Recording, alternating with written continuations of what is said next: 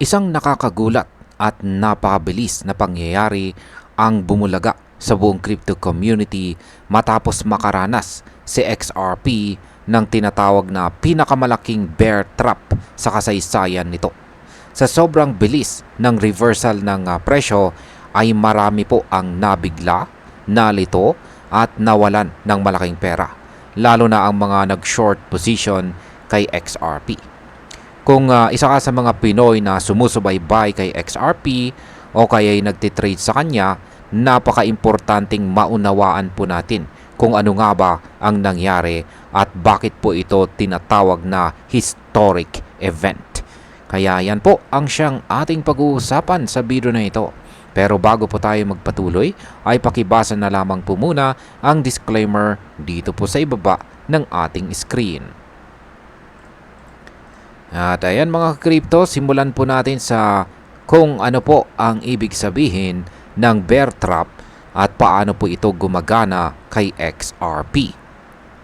Ang bear trap ay isa pong klaseng setup sa market kung saan parang babagsak ang presyo ng isang asset matapos itong bumaba sa isang mahalagang support level. Dahil dito, maraming trader ang napapaniwala na magpapatuloy ang pagbaba kaya sila ay nagbabuy ng short position. Ibig sabihin ay tumataya sila na bababa pa ang presyo. Pero ang nangyayari ay kabaliktaran. Biglang tumataas ang presyo at napipilitan ang mga nag-short na isara agad ang kanilang mga position kahit nalugi.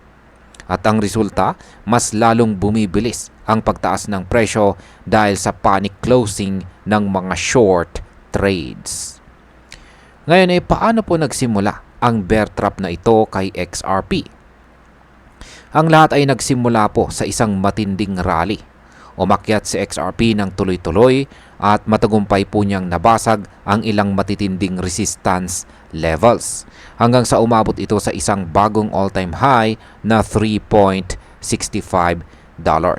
Isa pong milestone na matagal nang hinihintay mula pa noong taong 2018. Dahil dito, maraming investors ang natuwa at nadagdagan ang kumpiyansa nila sa asset. Pero hindi ito nagtagal. Biglang bumaba ang presyo ni XRP mula po $3.65 pababa sa $2.99. Nabutas nito ang mahalagang psychological support level sa presyong $3 at dito na nagsimula ang panic. Maraming traders ang agad nagbenta ng kani-kanilang holdings habang ang iba naman ay pumasok sa short positions. Umaasang tuloy-tuloy ang pagbaba ng presyo. Ngayon ay ano po ang kinahantungan ng biglaang pagbagsak ng presyo na ito? Inaasahan po, hindi inaasahan ng marami na agad na makakabawi or makaka-recover itong si XRP. Mula po sa presyong $2.99 ay muling tumaas ang kanyang presyo at bumalik sa ibabaw ng presyong $3. Sa kasalukuyan ay naglalaro po siya sa presyong $3.19. Dahil sa bilis ng rebound na ito, maraming short sellers ang naipit at nalugi. Hindi nila inakala na mabilis na makakabawi or makaka-recover si XRP. Kaya't napilitan po silang isara ang kanilang mga posisyon kahit talo upang maiwasan ang mas malaking pagkalugi. Ngayon ay bakit po ito tinatawag na largest bear trap in history? Ayon po kay Ginoong Armando Pantoja, isang kilalang crypto investor at member ng Benzinga Crypto Advisory Board, ito raw ang pinakamalaking bear trap sa kasaysayan ni XRP. Ang dahilan po ay simple. Napakaraming traders ang nahulog sa bitag na ito dahil sa dami ng short positions na naipon matapos ang biglaang pagbagsak sa ilalim ng $3. Ang timing din ng trap pagkatapos ng isang all-time high ay lalong nagpapatibay sa paniniwala ng mga trader na tapos na ang bull run. Kaya't nang bumalik sa XRP sa itaas ng $3, marami ang nasaktan. Ngayon ay ano po ang sinasabi ng technical analysis tungkol dito? Ang technical analysis ay nagpapakita ngayon na ang $3 na price level ay hindi po basta-basta kayang basagin. Sa halip na mag-confirm ng downtrend, ang presyo ni XRP ay bumalik po sa itaas ng $3 na tila sinasabi sa mga traders na malakas pa rin ang buying momentum. Ang pagbawi po ng presyo sa price level na ito ay nagpapahiwatig na ang $3 ay isang napaka-importanting support para kay XRP at posibleng ito na ang bagong key support level moving forward. Bukod pa rito, ang momentum ay nananatiling bullish. Marami pong analyst ang naniniwala na kung magpapatuloy po ang bullish setup ay posibleng makakita tayo ng double-digit target sa mga susunod na buwan. Ngayon ay ano naman ang maaring mangyari sa susunod? Ngayon na ang $3 ay napatunayang mahalagang support, ang mga analyst ay nagbabantay sa susunod na target. Ilan po sa kanila ay nagsasabing posibleng maabot na XRP ang presyong $5 kung magtutuloy-tuloy ang demand at positive sentiment sa market.